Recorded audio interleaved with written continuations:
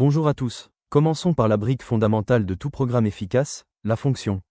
Python dispose de nombreuses fonctions natives que vous utilisez déjà, comme print ou len. Mais en master, l'objectif est d'architecturer votre propre code. Nous utilisons le mot-clé def. Une fonction prend des entrées, arguments, effectue un traitement et renvoie généralement une valeur via return.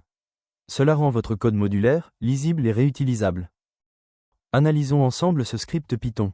L'objectif ici est de créer un outil réutilisable, une fonction capable de calculer proprement la moyenne d'une liste de notes. Regardons la première partie du code. Tout commence avec le mot-clé def. C'est lui qui signale à Python que nous sommes en train de définir une nouvelle fonction.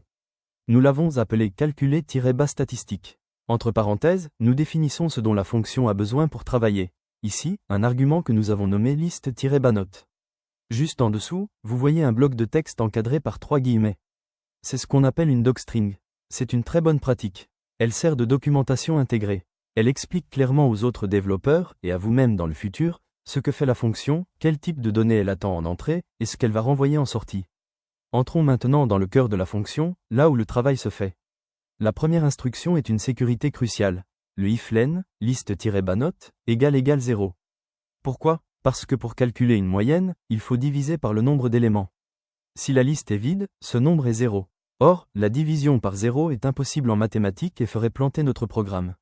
Cette condition vérifie donc si la liste est vide. Si c'est le cas, la fonction renvoie immédiatement la valeur 0 grâce au mot-clé return, et s'arrête là.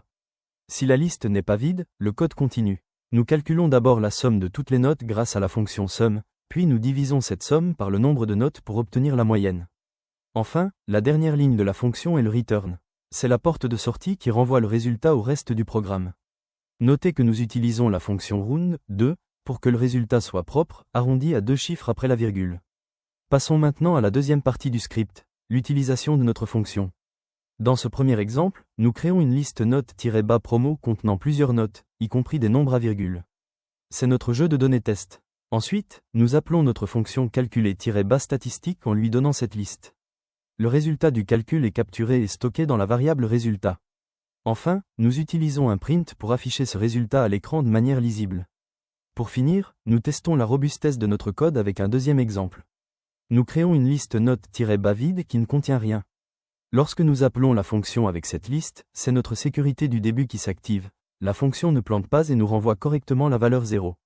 En résumé, ce script montre comment structurer une fonction propre, bien documentée, et capable de gérer les cas particuliers pour éviter les erreurs. Merci de votre attention.